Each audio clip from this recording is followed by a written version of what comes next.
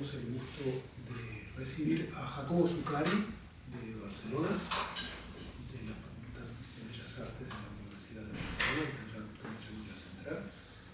Tenemos el gusto también de acoger a Salomé Daon, que es una antigua estudiante de la Sorbona, flamante doctora de la Universidad de Créteil, con una tesis sobre la narrativa reciente y de Argentina y la construcción de Buenos Aires, con algunas presencias fuertes en el cine, muchos intereses en el cine.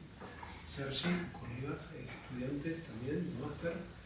Somos poco numerosos, pero tenemos muchas ganas de ver el documental de Jacobo, y enseguida Salomé va a decir algunas palabritas y luego vamos haciendo un trabajo progresivo. Cada 10 o 20 minutos haremos unos intercambios. Por favor, no duden en dialogar con nosotros. Será un gusto. Algunas palabritas de introducción. Sí.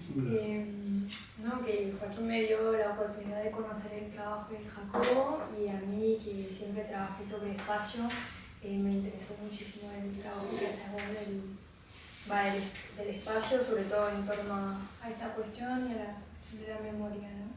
Entonces yo le puse especial atención a eso, y en tu producción general también, no solo en este documento, sino en las otras cosas que pude leer o ver tuyas. Así que es un placer hoy conocerte y poder hablar juntos. Gracias. Jacobo es documentalista, es videasta, es también ensayista, es también escritor, y como participó en el trabajo que estamos haciendo en el taller ya sobre taller de cineastas escritores, de manera muy generosa ofreció venir a París ahora durante un sabático, porque Jacobo además es profesor e investigador en la Facultad de Bellas Artes de Barcelona, donde da clases de documental y también de arte, de videoarte. De videoarte. Jacobo tiene un doctorado, una tesis de doctorado sobre el documental expandido, que es del año 2005. 2009. Jacobo colabora mucho con distintos medios, en especial con la revista digital Contexto, ¿no? Bien, y nos conocemos desde hace por lo menos más de una década, por intermedio de una red de amigos sudaca de Barcelona, que gira en torno a Chile, Argentina, y en particular a un amigo común que tenemos, que es Bruno Montaner, que es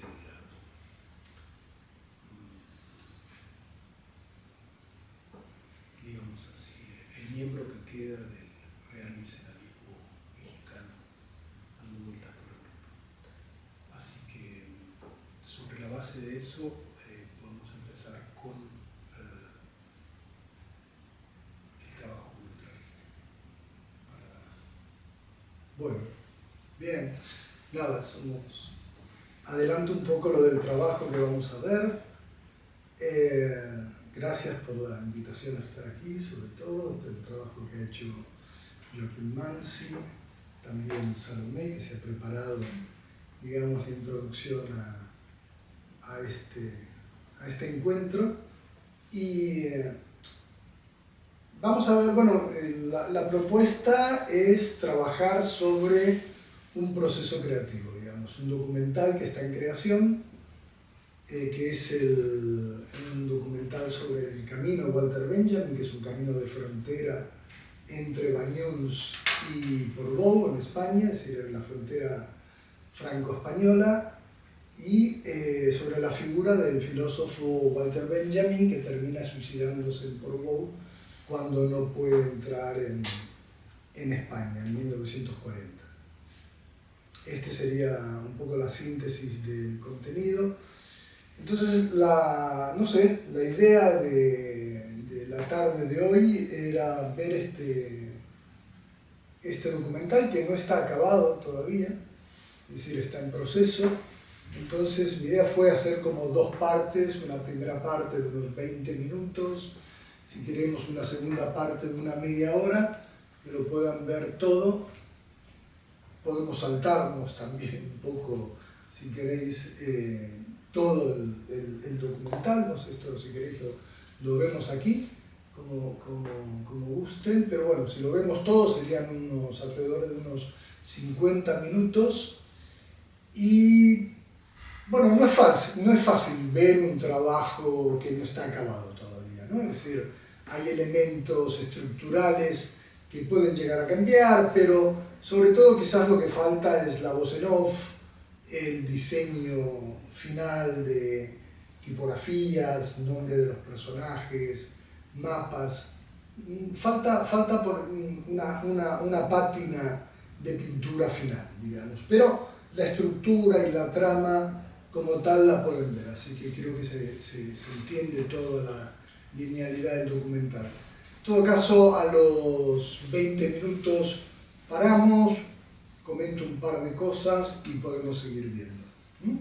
A su vez nosotros, una vez que hayamos visto el conjunto y oído lo que Jacobo nos dirá, entablaremos un diálogo con él sobre el documental y después haremos otro diálogo sobre el conjunto de su trabajo de manera más creativa e improvisada.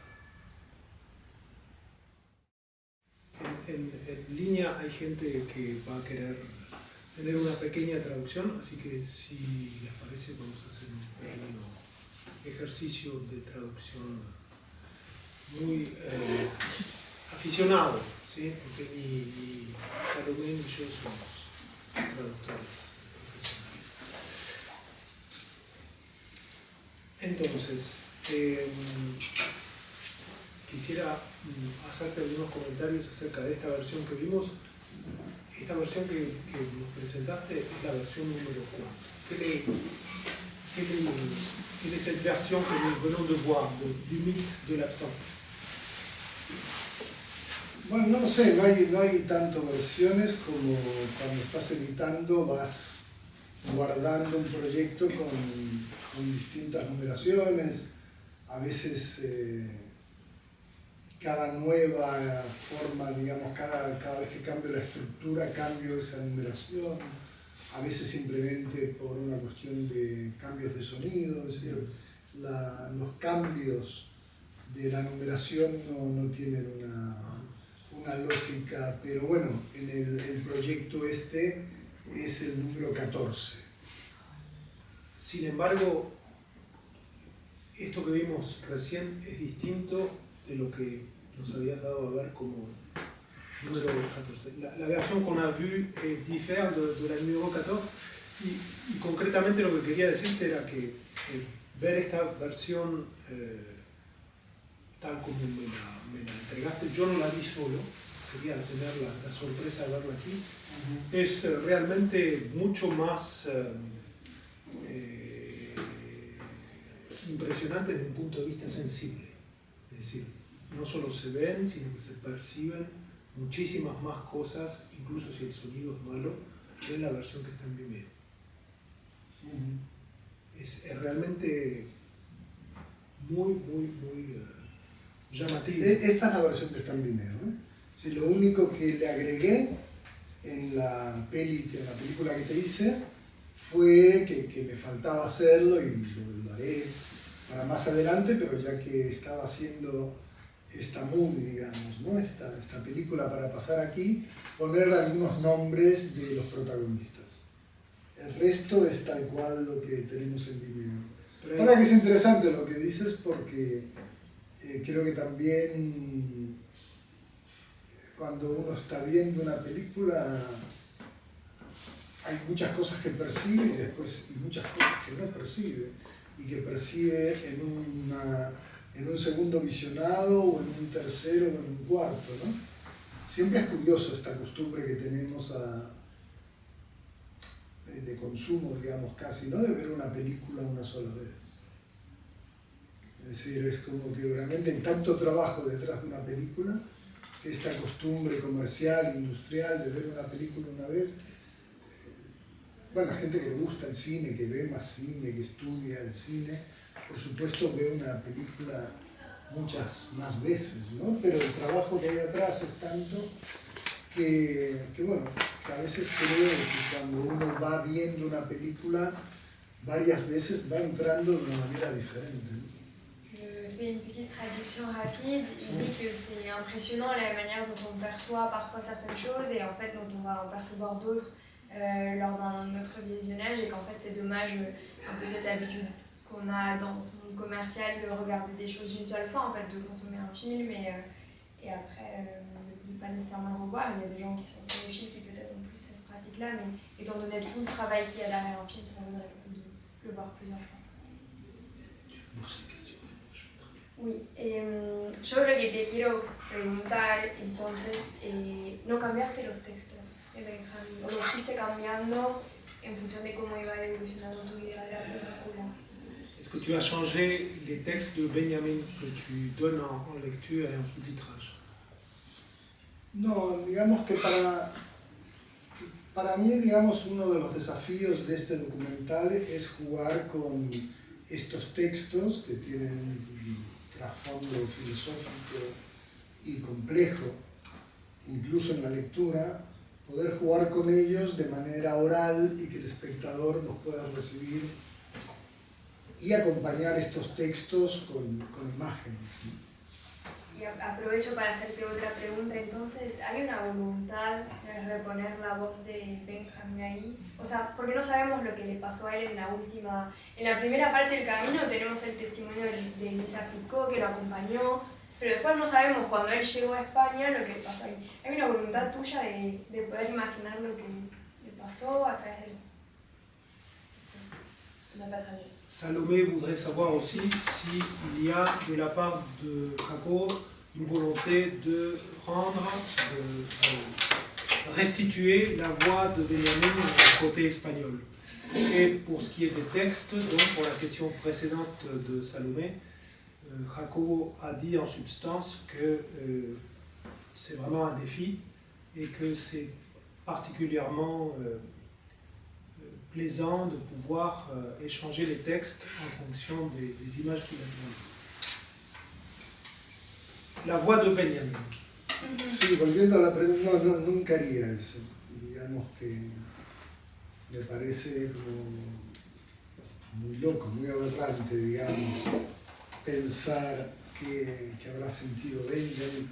O sea que es cierto, la pregunta es muy pertinente, es muy buena, porque yo me decidí a hacer este documental viendo la cantidad de gente que Benjamin motiva, digamos, ¿no? Es decir, yo no haría una suposición de los sentimientos y la situación de Benjamin en su último día de vida, pero conocí a un escritor que la noche esta que Benjamin duerme al aire libre, escribió un libro de poemas pensado, es decir, como si fuese la voz de Benjamin en esa última noche. Después hay un libro, no voy a decir autores, ¿no? Son libros que existen. Hay otro autora, que figura las cartas de amor y los encuentros entre Aya Lassi y Benjamin. Es decir, bueno, hay cantidad de gente que realiza actos de creación a través de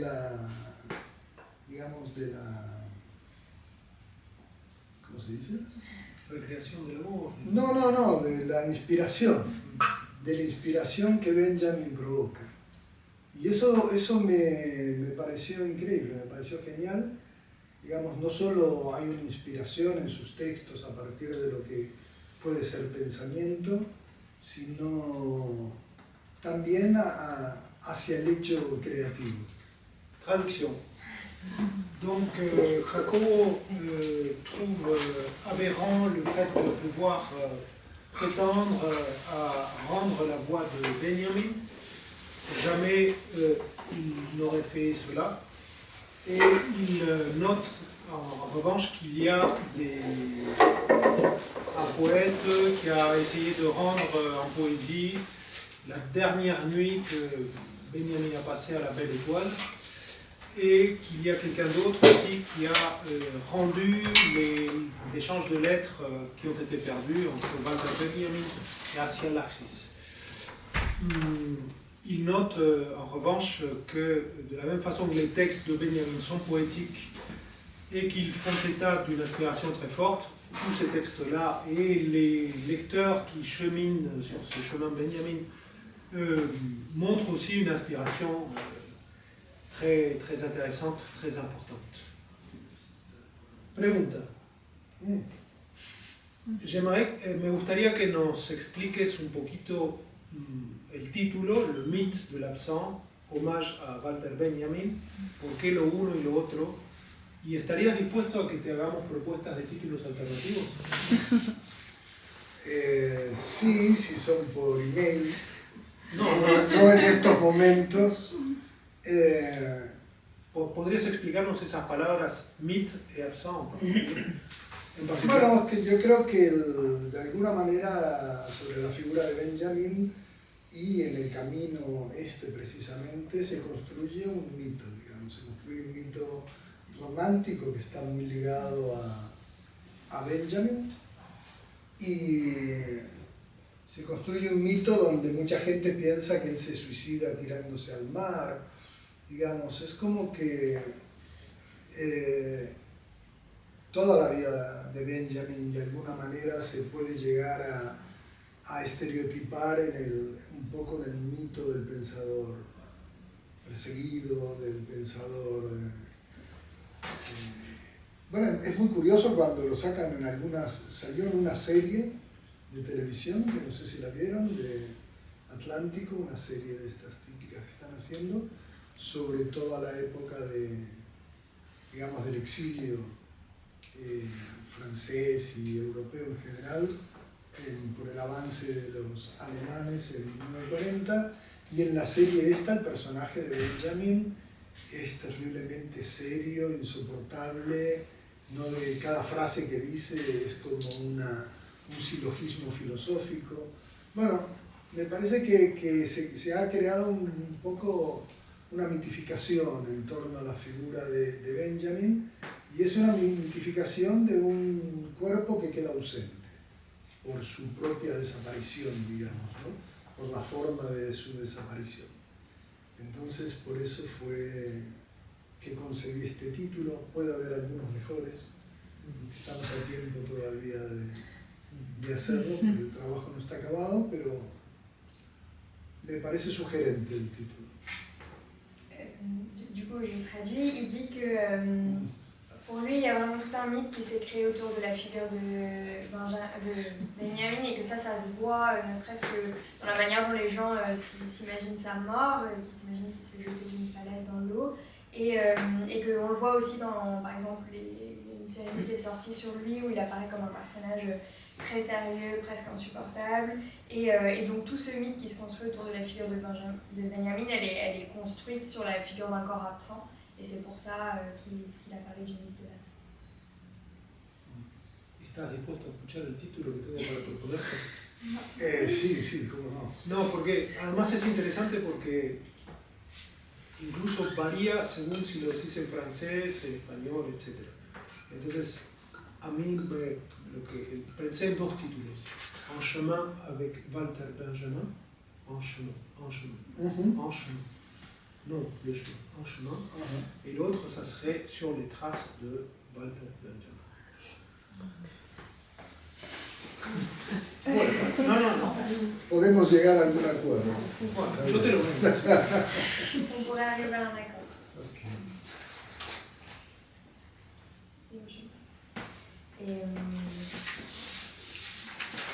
Yo tenía otra pregunta, ¿cuál es el trabajo que haces con la luz? Porque siento que está filmado a veces en distintos momentos del día, yo me pregunto si hace calor, o sea, te llegan un par de preguntas acerca de la luz, cómo es el lugar ahí, el viento también se escucha mucho. Sí.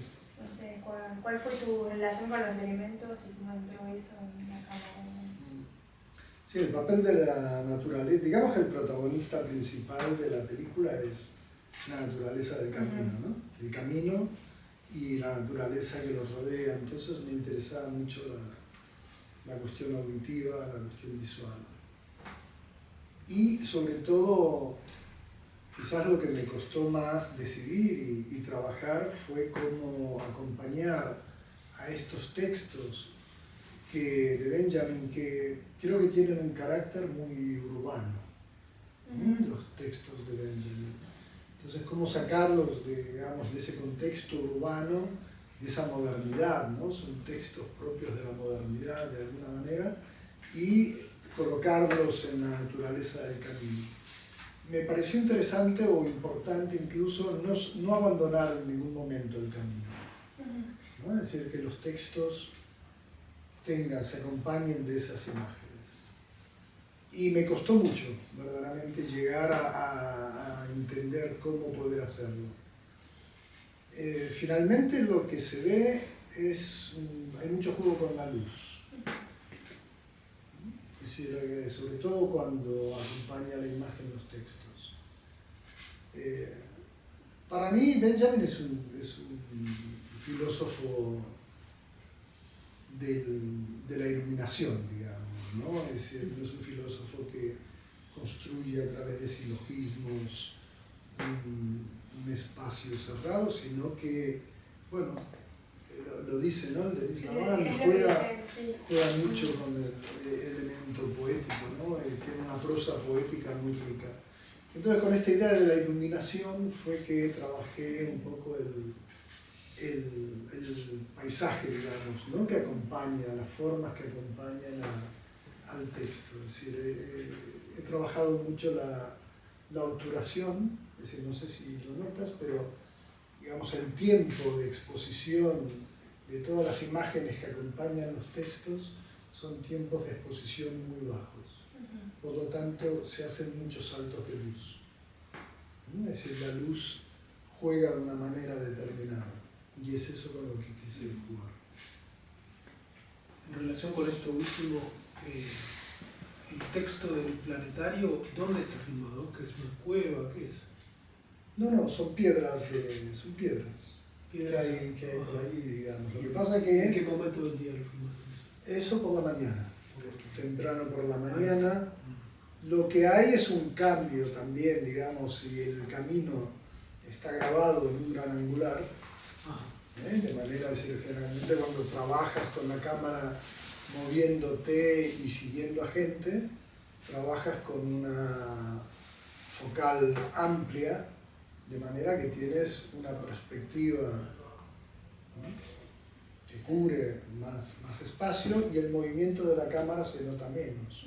Por lo tanto, en cambio, todo lo que es imagen que acompaña, es decir, está trabajado con una lente, con un 24 y un 28 milímetros. En cambio, cuando trabajo la parte de acompañar el texto, son ópticas de teleobjetivos, digamos. Es como que juego a captar el macromundo y el micromundo. Es decir, el dron capta el mundo desde arriba en una mirada amplia y la cámara que acompaña los textos, digamos, está captando el micromundo. Me parece que son miradas con las que Benjamin juega mucho en su manera de pensar, en su manera de plantear su propia filosofía. ¿Nos podrías hablar un poco de la música? Porque como no están los títulos de crédito al final... Bueno, la música, la primera, no hay muchas músicas, la primera es de John Thorne, que es un músico de jazz y de free jazz muy conocido, sobre todo en New York. Es un personaje muy potente del ambiente neoyorquino. Él es saxofonista, pero también es compositor, y al mismo tiempo es muy hebraico, digamos. Tiene una identidad y un juego con el judaísmo muy grande, tanto es así que tiene un sello que se llama Tzadik, que según él hace música judía, ¿no? Es decir, digo según él porque es un criterio suyo también qué es eso de música judía. En este caso es un tema bastante tradicional dentro de la música judía, es una melopea que acompaña a los rezos del Día del Perdón. una melopea que se suele cantar en las sinagogas, que no está escrita, y que John Thorne la musicaliza de esta manera. ¿Y te dio los derechos?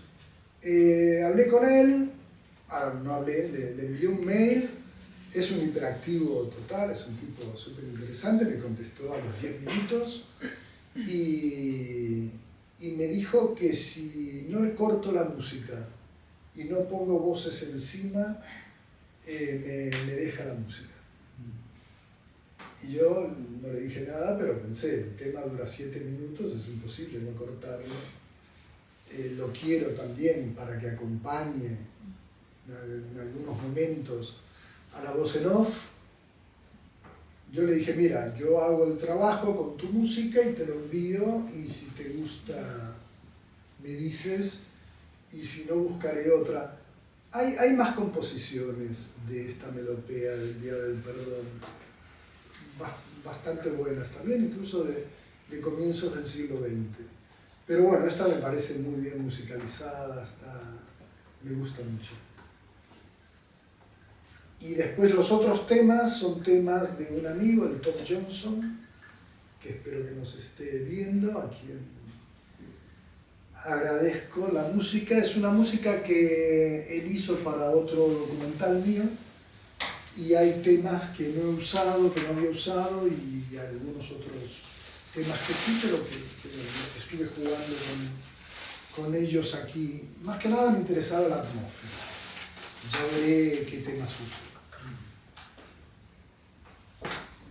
¿Quieres hacer una traducción o si La gente que estaba monolingüe se fue. Okay. Así que sí. Yo entonces te hago la pregunta de si sos músico vos, o sea, ¿cuál es tu relación con la música? Porque la manera en la que hablas de esta música y lo que veo yo de tus películas, o sea, para mí se nota que tenés algún tipo de relación con la música. Bueno, bien, gracias, me alegro que veas estas cosas. No, la música es... ¿cómo se dice? No hace falta ser músico para seleccionar una música, ¿no? Pero yo creo que el audiovisual es siempre audiovisual, digamos. Hay un ritmo que está implícito en el montaje, en la edición, y que tiene que ver con esta idea del ritmo, y tiene que ver con... El ritmo es una serie, no solamente el ritmo en la música, sino que el ritmo en la imagen también. Pero bueno, creo que el hecho de hacer música, de ser músico, siempre me ha ayudado a jugar con elementos, digamos, de una construcción rítmica. Incluso hay momentos que juego con armónicos y cómo llevaría esos armónicos a la imagen. Bueno, digamos como que uno se establece juegos también en el momento de la edición y en la manera de trabajar y cuando estás grabando. Es decir, hay cosas que son muy raras porque también existe la improvisación cuando uno graba. Es decir, por supuesto el mundo documental tiene algo de improvisación, pero a veces yo me doy cuenta cuando estoy grabando qué imagen va a ir en el documental y cuál no. Supongo que nos pasa a toda la gente que hacemos documentales, o no. Una veces lo he hablado con amigos que trabajan en esto y me decían que también les pasaba, pero bueno, a mí me sucede bastante.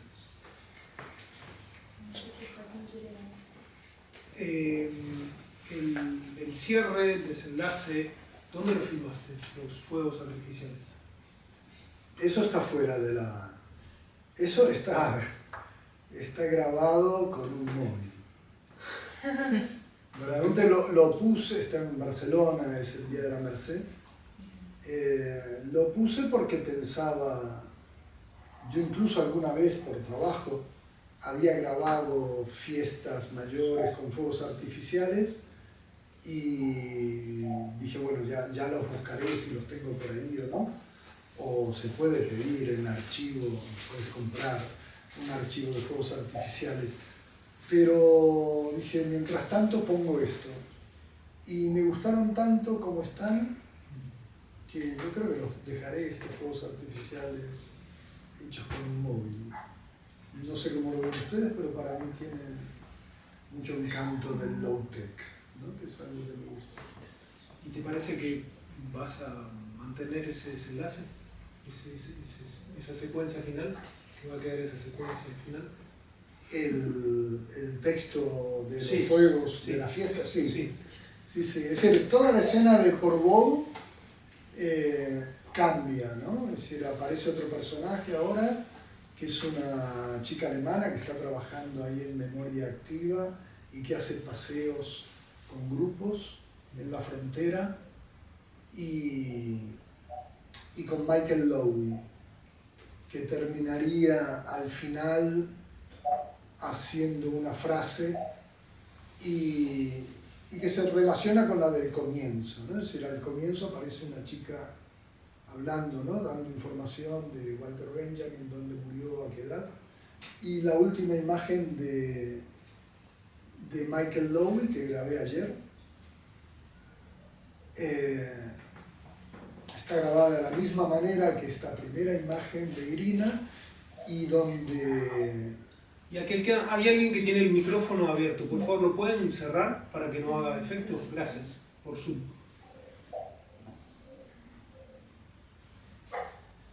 Adelante. Vale.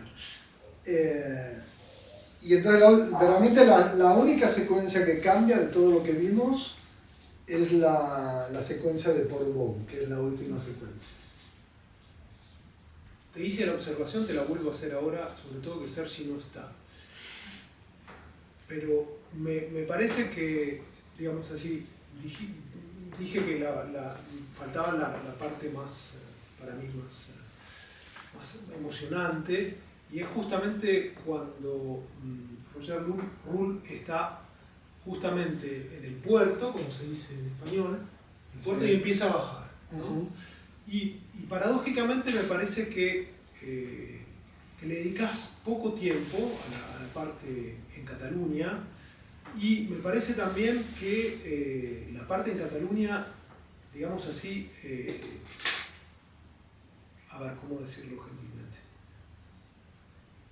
Es muy rápida y es poco delicada, además, respecto a la atención que le prestas al lado francés.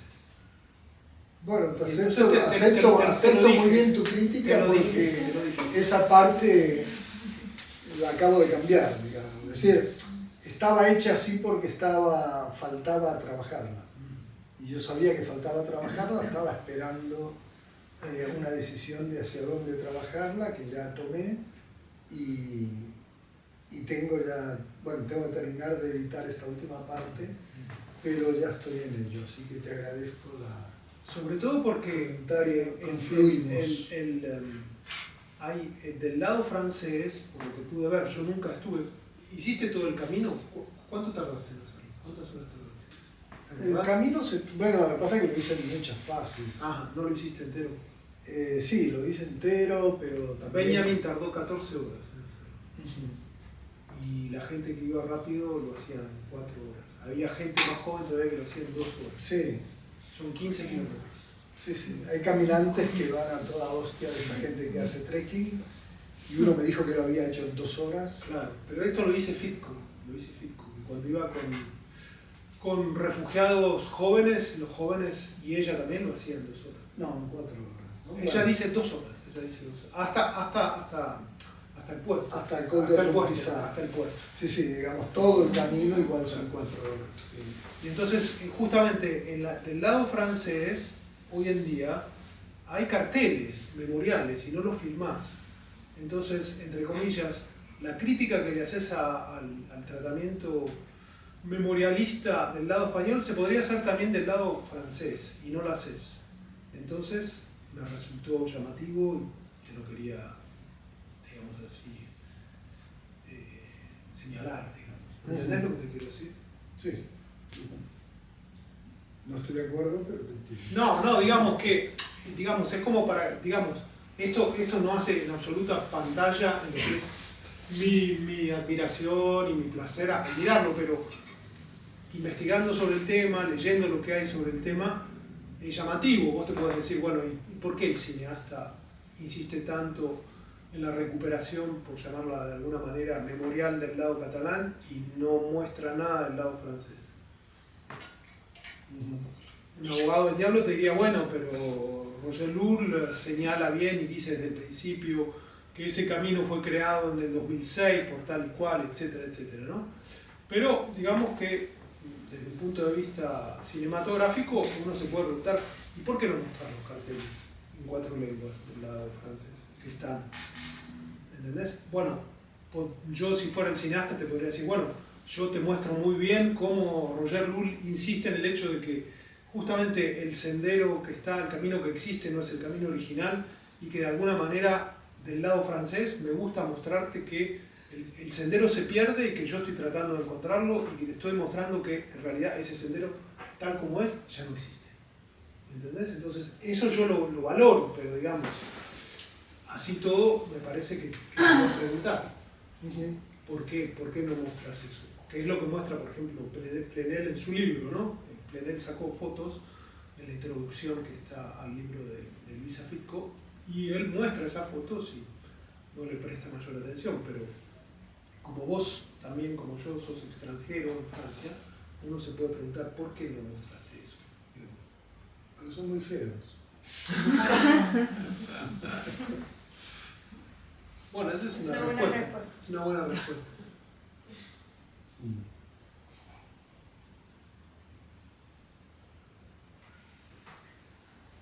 Bueno, ¿Otra pregunta sobre el documental? A ver. No sé. ¿Y vos escuchaste algo del manuscrito, de esos textos que se pierden? Que la obra de él queda como que abierta porque él transportaba sus papeles y después no sabemos lo que pasó con los alemanes allá. Con la policía española. Sí, hay mucho escrito sobre esto. Ya hoy en día, digamos, los investigadores han trabajado mucho sobre todas estas dudas que había y estas situaciones que quedaban poco claras.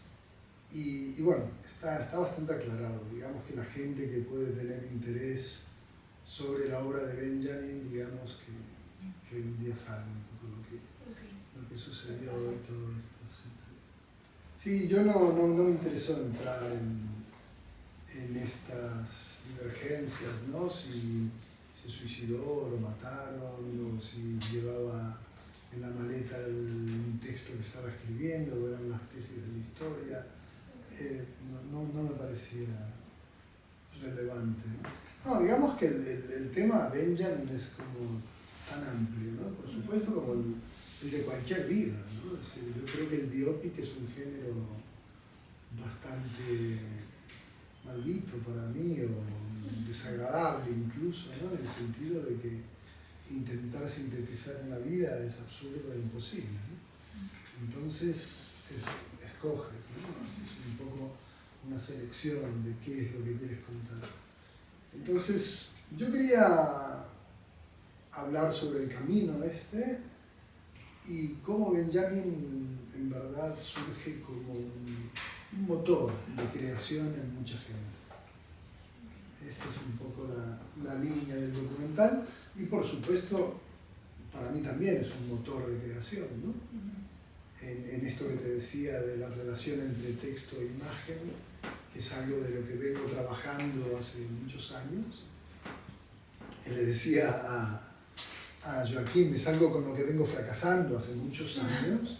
Siempre que he jugado con texto e imagen,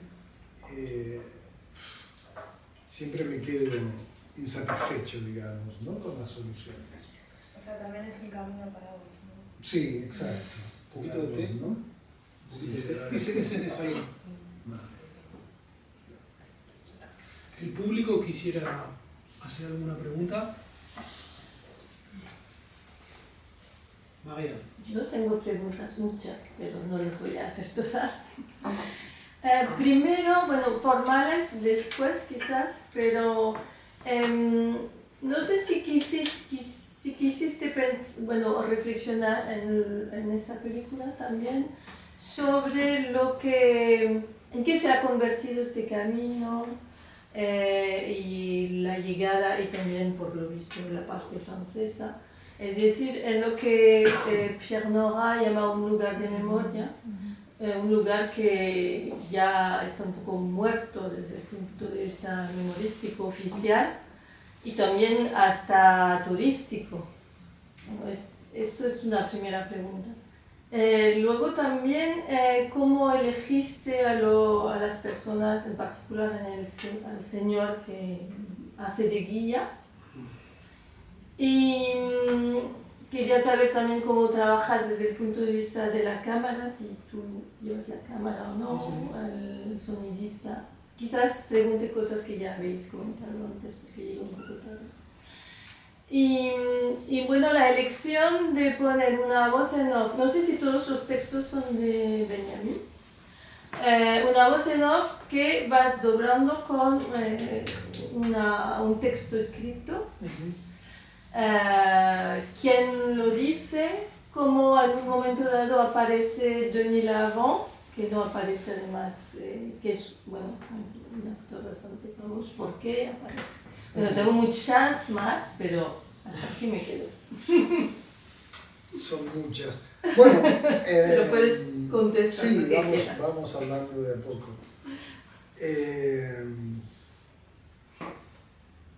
Bueno, te contesto igual de atrás para abajo, digamos. O las que a contrapelo. A contrapelo, exacto. Como dice Benjamin. La gente que aparece en el camino, hay dos tipos de protagonistas. Hay unos que están haciendo el camino, efectivamente, ¿no? Generalmente hay gente solitaria, va a ser decir, hay muchos grupos que va mucha gente junta, pero fuera de estos grupos hay gente solitaria que va haciendo el camino, que me parecía muy interesante. Me hacía acordar al Camino de Santiago, en algún sentido, ¿no? Que son caminos de fe. De alguna manera son caminos de admiración, de homenaje. Plenel lo llama pèlerinage agnostique. Y no me parece que estén muertos para nada, ¿no? No me parece que estén muertos, sino que realmente son caminos de memoria porque confluyen muchas memorias,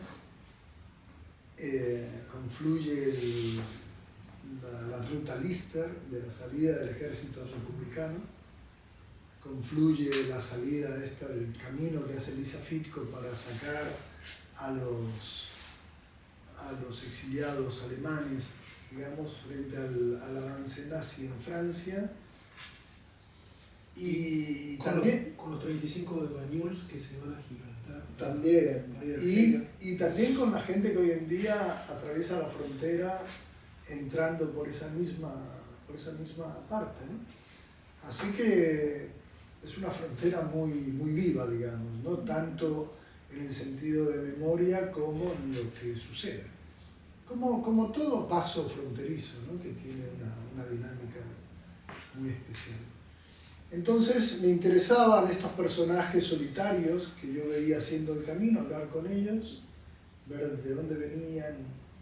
Y por otro lado me interesó que mientras estaba trabajando ahí fui conociendo gente que está muy vinculada al territorio, al hecho cultural y que han verdaderamente vivido una impresión muy grande, digamos, con el camino y con la historia de Benjamin. Entonces ese es el caso de Denis Lavant. Él ha hecho el camino varias veces, vive por ahí también, y él me dijo cuando se enteró que estaba haciendo esto que le encantaría poder participar, digamos, y de alguna manera rendir homenaje a la figura de Benjamin, que es tan importante para él. Entonces la otra gente que voy encontrando por ahí también. De alguna manera para mí fue como establecer una idea de que son caminantes, son gente que está en el camino a un sitio, ¿no? Es decir, fuera del territorio material, gente que está en el camino. Esta fue un poco la idea. En chemin avec. Exacto. Ah, yo te lo quiero. Vas a seguir buscando títulos. Bien. Era ese. Con Salomé teníamos previsto hacer una conversación a la salida del cine, que era una conversación hecha a partir de citas de la obra de Jacobo, sin hacer ninguna pregunta nuestra, ¿no? Si te parece, me parece oportuno dejarla para otro momento, porque nos van a venir a sacar dentro de breves minutos. Otra vez la vamos a hacer con tiempo, sería una oportunidad para que vuelvas a París. Bueno, bien. ¿Qué te parece? Bien, me parece muy bien. Entonces, No, porque va a ser frustrante si empezamos y si tenemos el reloj, digamos así, detrás nuestro. Hicimos nuestro trabajo, tenemos las páginas de citas, montamos todo, fuimos buenos alumnos, Vale. pero sería una pena... ¿Cuánto digamos, nos queda? Y nos quedan, nos va a venir a sacar, Patrick nos va a venir a sacar en 10 minutos, nos va a venir a sacar. Bueno, 10 minutos es muy poquito. Es muy poquito, muy poquito. Decía proponer porque me gustaba. Es decir, la idea era hablar no solo de este trabajo documental, ¿no? Queríamos hacer un ping-pong, digamos así, improvisado. Más general. Pero bueno... Si querés te hago la última pregunta, sí. Que fue en realidad la primera. Salomé por ahí te hace una también, que ella quiera. No sé cómo te parece. Sí. Hacemos una cada uno, a ver, dale, a ver qué sale. Porque en realidad es algo que Jacobo vio a distancia con otros cineastas y que le gustó y tiene una parte creativa de hacerlo con Salomé hoy. Como dicen, me provocaba mucho, me daba muchas ganas de poder hacerlo, pero va a ser una pena si lo aceleramos. Entonces la pregunta, bueno, no era esta, pero vamos a ir con esta. La trinchera audiovisual, ¿dónde está? ¿Qué quedó de ella? La Trinchera Audiovisual fue una productora que monté, la única productora que he montado así en mi vida, realmente como productora para producir mis trabajos documentales. Y lo que pasa es que cuando yo estuve dando clases en la universidad durante 20 años, pero hubo un momento que me hicieron un contrato de tiempo completo. Profesor agregado. Sí, y entonces no podía seguir teniendo otro trabajo. Y entonces dejé la productora de La Trinchera. O sea que el funcionariado acabó con La Trinchera. La Trinchera continúa resistiendo, pero el funcionariado tiene sus comodidades y sus desconsuelos. Hay una frase también muy divertida que decís, desfuncionarizar al funcionario. ¿La dije yo? Sí. Ajá. Bien, debe estar bien. ¿Y en la realidad cómo es eso? No, esto es una frase, esto es un trabajo que hice sobre Wilhelm Flusser, donde él habla del funcionario como quien se aplica a, digamos, a trabajar sobre la función que tiene que tener. Es decir, para Flusser un funcionario es quien hace funcionar la máquina correctamente, quien cumple su función, digamos, una función que ya está predeterminada por la máquina. Entonces, en ese sentido es que hablo del funcionario, en el sentido en que habla Wilhelm Flusser, hablando de cómo funcionan las tecnologías, digamos como que la tecnología ya te cosifica, digamos, en un marco predeterminado y tú cumples la función para la cual estás programado por la máquina. Pero si seguimos el razonamiento, si vos sos un funcionario en tanto que profesor agregado, ¿cuál sería justamente tu manera de desfuncionalizar al funcionario que sos? No, el funcionario no es alguien que trabaje en la función pública. El funcionario es alguien que se aplique con la máquina. Digamos, en todo caso, cuando soy cámara de vídeo, soy un funcionario, porque la cámara tiene de alguna manera sus funciones ya predeterminadas y yo no puedo ir más allá de ellas, ¿no? La cámara me da todas las funciones que puede darme y yo me aplico a cumplirlas. En cambio, como funcionario público, como profesor, digamos, tengo una interactividad con la gente donde no cumplo una función predeterminada. Entonces yo te hago otra pregunta, me voy para otro lado. ¿Por qué te parece que no son más interesantes los proyectos que realizamos de aquellos que no adquieren una forma definitiva? Es algo que dijiste vos.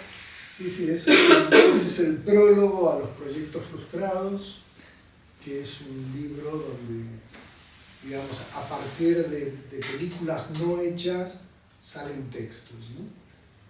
Y nada, digamos, es un juego también textual y literal, donde llega un momento que verdaderamente acabar o no un trabajo creativo, bueno, te lo quitas de encima, siempre es importante, ¿no? Por ejemplo, este trabajo que llevo 3 años haciendo, es como que tengo ganas de ya poder pasar a otra cosa, ¿no? Como que necesitas acabarlo para quitártelo de encima.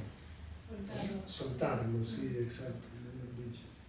Y bueno, entonces sí, pero hay proyectos que uno no los acaba y también está bien, puedes soltarlos y te das cuenta que, bueno, no sé, por ejemplo, estaba pensando ayer, ¿no? Cuando estaba con Michael Lowy, estábamos hablando y en un momento coincidíamos en el hecho de cuánta gente conoce uno en cada proyecto y qué rico que es eso, ¿no? Es decir, cómo eso alimenta y te genera un motor de vida muy, muy interesante.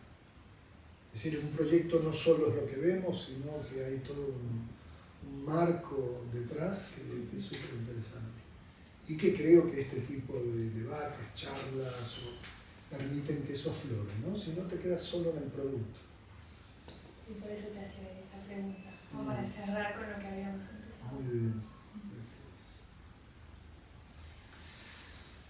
Yo creo que podemos dejar aquí. Bueno, muy bien. Muchísimas gracias. Gracias, les agradezco por la dedicación.